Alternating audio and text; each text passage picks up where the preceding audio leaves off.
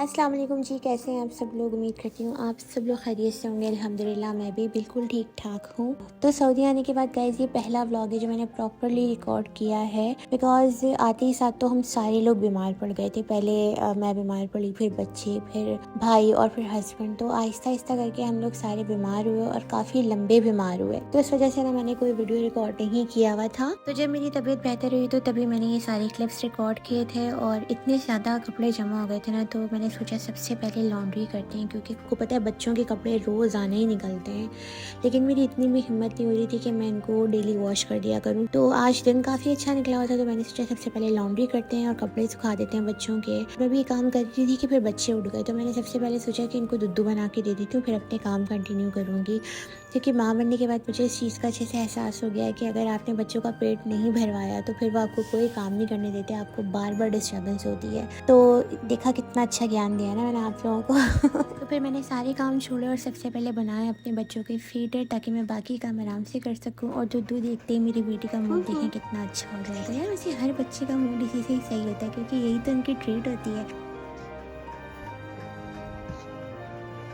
तो यहाँ ना मैं वापस आ गई हूँ किचन में, क्योंकि मुझे दोपहर के खाने की तैयारी भी करनी थी। लेकिन सबसे पहले ना मैं दूध बॉईल कर लूँगी बच्चों का, और दूध मैं हमेशा सुबह ही बॉईल कर लेती हूँ ताकि मुझे फिर पूरे दिन आसानी रहे।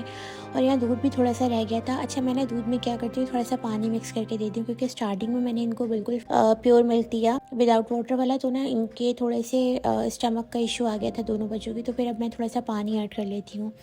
और यहाँ पर मैं बनाने लगी हूँ चावल, सिंपल से चावल बॉईल करने लगी हूँ, क्योंकि लेफ़्ट ओवर सालन पड़ा था, उसके साथ चावल जाएंगे। इसके अलावा हम लोगों को आज ना बहुत इंपॉर्टेंट काम के लिए जाना था, और वो इम्पॉर्टेंट काम था बच्चों की वैक्सीनेशन। पाकिस्तान से आने के बाद ना इन लोगों की वैक्सीनेशन का टाइम भी हो गया था।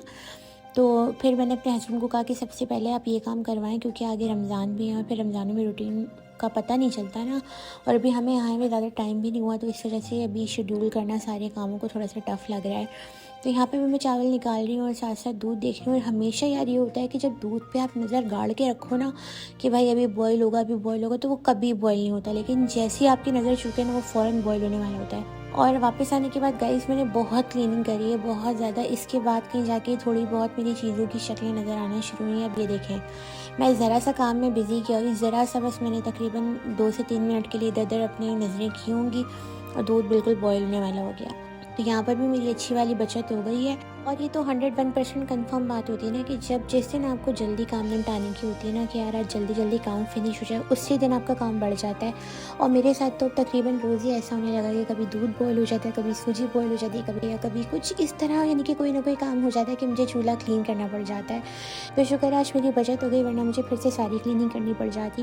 तो बस जल्दी जल्दी यहाँ पर चावल बॉईल करेंगे और खाना रेडी करेंगे, क्योंकि ना रिजवान मुझे सुबह स्पेशल ताकीद करके कहती कि प्लीज़ आप टाइम पे रेडी हो जाना। तो बस अब जल्दी से यहाँ पे खाना रेडी करते हैं और आपसे मिलते हैं थोड़ी देर के बाद। अस्सलाम वालेकुम जी, वेलकम बैक। तो अभी हम लोग जा रहे हैं अपनी दोनों बेटियों की वैक्सीन करवाने के लिए। अभी तकरीबन कैमरा आगे नहीं, उधर नहीं, बच्ची दिखा रहा हूँ स्टोर में, छोटी सी को लेके जा रहा हूँ। अच्छा हाँ, इतना अभी दोपहर हो रही है और एक छोटी पार्क में लेके जा रहा हूँ। और इस टाइम भी फैमिलीज पार्क आती हैं। अभी तकरीबन 1 बजने वाले हैं और हम लोगों की अपॉइंटमेंट 1 बजे की है। तो ये हम लोग सेकंड टाइम जा रहे हैं वैक्सीनेशन सेंटर, क्योंकि ना फर्स्ट टाइम जब हम लोग गए थे ना तो हम लोगों को पता नहीं था कि पहले हमें अपॉइंटमेंट लेनी पड़ेगी, देन हमें आना पड़ेगा। तो हम लोग ऐसे ही आ गए थे, चले गए थे। तो बहरहाल उस दिन तो हमारी वैक्सीन हुई नहीं थी, क्योंकि वैसे भी ना 2-4 दिन पड़े हुए थे वैक्सीनेशन में। लेकिन मैंने कहा चलो करवा ही लेते हैं पहले से जाके, क्योंकि पाकिस्तान में ऐसा नहीं होता कि आप फिक्स डे पे ही जाओ, वहाँ पे आप पहले भी जा सकते हो और बाद में भी जा सकते हो। बट यहाँ पे मुझे लगता है कि रूल्स थोड़े डिफरेंट हैं, तो इसीलिए हम लोग जो है वो आज जा रहे हैं, क्योंकि आज हमारा अपॉइंटमेंट है। तो यहाँ के जो वैक्सीनेशन सेंटर होते हैं ना, वो उनमें कोई इतना रश नहीं होता, इसीलिए यहाँ पे बड़े रिस्पेक्टेडली अपॉइंटमेंट देकर बुला रहे होते हैं। वरना पाकिस्तान वैक्सीन सेंटर में तो आपको पता है इतना रश हो रहा होता है, कोई वो नहीं होता, बस जो पहले आता है वो करवा लेते हैं वैक्सीन। एनीवेज कोई बुराई नहीं कर रही, यहाँ पे हर कंट्री का अलग अलग रूल होता है। तो अभी वैक्सीनेशन सेंटर हमारे घर से ज़्यादा दूर नहीं है, तो हम लोग बस पहुँचने ही वाले हैं। तो वहाँ से बच्चों की वैक्सीन करवाएंगे। और पहले तो हमेशा अपनी वैक्सीन करवाती थी, मुझे तो बहुत डर लगता है। इस बार हस्बैंड कराएंगे, क्योंकि मैं भाई टू बी वेरी ऑनेस्ट मैं बहुत ज़्यादा कमज़ोर दिल की हूँ और मैं बच्चों को रोता हुआ नहीं देख सकती। तो चलें बस चलते हैं, वैक्सीन करवाते हैं और इस ब्लॉग को कंटिन्यू करते हैं और आपको भी दिखाती हूँ कि वैक्सीन सेंटर कैसे है वहाँ का। अभी भी सीन कुछ यूँ हुआ है कि मैंने सीट बेल्ट पहनी हुई नहीं थी और कैमरे आए बीच में सीट बेल्ट वाले, तो हस्बैंड बड़े गुस्से में। अच्छा खासा मूड उनका ना अभी अभी ख़राब हो गया है, सिर्फ मेरे बेल्ट ना पहनने की वजह से।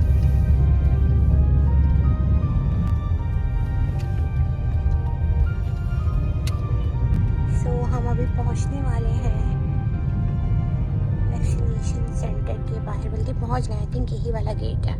यस,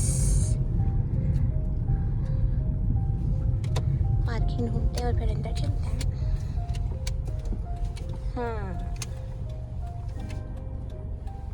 अनदर मिसहैप, हम लोग आ रहे थे, हस्बैंड ने मेरे बैग से कार्ड निकाल लिया वैक्सीनेशन, क्योंकि बैग में बार बार जो है वो दूध गिरता रहता है, पानी गिरता रहता है बच्चों का, और उन्होंने अपने पास उठा के रख लिए थे। मुझे लगा कि उन्होंने गाड़ी में कार्ड रख लिए हैं और वो समझे कि मेरे बैग में है, तो इस तरह हम दोनों कार्ड भूल कर आ गए घर पर बच्चों का, और हमारी अपॉइंटमेंट का जो टाइम था वो बिल्कुल हो चुका है। जी बेटा जी, क्या हुआ, क्यों रो रहे हो आप? बाबा चले गए अंदर पूछने के लिए कि विदाउट कार्ड अगर वो हमारी वैक्सीन कर दें, बट मुझे लगता नहीं है कि ऐसा होगा। तो ये मेरी बेटी रोना शुरू हो गई है। तो बस ये होता है जब आप डबल चेक कोई चीज़ नहीं करते ना, तो इस तरह का होता है सीन। और आज पता नहीं क्या मसला है, हमारे हर काम इतने अधूरे अधूरे क्यों रहे हैं, अभी पीछे कैमरे की अलग टेंशन है। तो बस ये दिस इज कॉल्ड लाइफ। और यहाँ मेरी बेटी ने इतना रोना धोना डाला कि फिर मैंने आगे उसको ड्राइविंग सीट पर बिठा लिया, और वो बड़ा खुश होती है स्टीयरिंग चला के। और यहाँ मेरे हस्बैंड घर कॉल कर रहे थे भाई को कि भाई आप जो है ना वैक्सीन कार्ड के मुझे पिक्चर भेज दो, और वो अंदर बात करके आ जाए, तो उन्होंने हमें अंदर बुला लिया था। सो फाइनली अभी उन्होंने हमें अंदर बुला लिया। अब देखते हैं क्या होता है। बेटी को ले लूँ ज़रा मैं, छोटी काकू। अभी इधर हम लोगों को वेटिंग एरिया में बिठा दिया था हस्बैंड ने, और वो कुछ स्लिप बनवाने लग गए थे, तो यहाँ पे हम बच्चों को लेके बैठी थी। और ये देखें फजर को मिल गई एक और चॉकलेट। सो जी सेकंड टाइम भी हम लोग यहाँ से विदाउट वैक्सीनेशन जा रहे हैं, क्योंकि यहाँ पे रूल्स डिफरेंट है। और यहाँ पे जितने मंथ में पाकिस्तान में वैक्सीनेशन चार्ट है ना, यहाँ पे इतने मंथ में वैक्सीन नहीं होती है। तो जो मेरी दूसरी वाली बेटी है वो उसको लाना है 6 मंथ में, और जो मेरी बड़ी वाली बेटी है उसको लाना है 18 मंथ में, तकरीबन 3 महीने के बाद। तो मुझे तो कुछ समझ नहीं आ रहा। ऊपर से यहाँ पे लैंग्वेज बैरियर इतना बड़ा बैरियर है कि उनको समझा भी नहीं पा रहे हैं हम लोग कि भाई इसको 3rd वैक्सीन जानी है। एनीवेज, आज हमारे साथ कोई बहुत ही आला किस्म के सीन हो रहे हैं। अच्छा, पहली बार ऐसा हुआ होगा ना 5 साल में कि आपने कोई डॉक्यूमेंट्स भूले होंगे घर पे, वरना कभी ऐसा नहीं होता कि डॉक्यूमेंट्स भूल जाएं। बट आज ये हमारे सारे डॉक्यूमेंट्स घर भूल कर आ गए। तो क्यों, आपके दिमाग में क्या चल रहा था? कुछ बोल दें आप भी। दिमाग में क्या चल रहा है? आप कैसे भूल गए? वैसे आप हमेशा मुझे बोलते हैं कि सबा इतने रिस्पॉन्सिबल, आज आप इतने रिस्पॉन्सिबल कैसे हो गए? मैंने कहा शायद सबा ने सारी तैयारी करके रखी होगी। मैंने बोला था तैयारी करके रखना, सारा कुछ बैग में डाल देना। तो मेरा कसूर थोड़ी है अगर आपने डॉक्यूमेंट्स हमसे ले लिए। आपको तो लगता है सिर्फ बाहर जाते हुए पैम्पर ही रखने होते हैं। क्योंकि आना बता है, मुझे सबसे ज़्यादा टेंशन होती है दुद्धू और पैम्पर की, तो ये काम मेरा है। बट इन्होंने स्टार्ट में मुझसे वैक्सीनेशन कार्ड ले लिया था, तो इस वजह से क्या कर सकते हैं। अभी अब जो ख्वारी होनी थी वो तो हो ही चुकी है, और हम लोग जा रहे हैं फिर से विदाउट वैक्सीनेशन घर। कल थी बड़ी बेटी की, अब हम शुक्र है कि अभी से कंफर्म कर लिया कि इसका होगा या नहीं होगा। एनीवेज चले, जो होता है अच्छे के लिए ही होता है। सो जी अब ये कुछ घंटों बाद का क्लिप है, और देखिए यहाँ पे मेरी तबीयत फिर से ख़राब हो रही है यार। इन्वायरमेंटल चेंज का ज़्यादा ही असर हो गया है मुझ पे। एनीवेज, तो वैक्सीन तो हुई नहीं थी हमारे बच्चों की, तो हमने सोचा चलो यार ग्रोसरी कर लेते हैं, क्योंकि नया मंथ स्टार्ट हुआ था, और फिर भाई भी वापस आ गया था ना, तो उसको भी हम लोगों ने साथ ले लिया, क्योंकि अब बिल्कुल भी अकेले ग्रोसरी या शॉपिंग नहीं हो सकती है 2 बच्चों के साथ। 2 बच्चों को संभालना, साथ कार्ड घसीटना, साथ स्ट्रॉलर, बड़ा मुश्किल हो जाता है। तो हम लोग हमेशा ये प्रेफर करते हैं कि भाई को साथ लेके जाएं।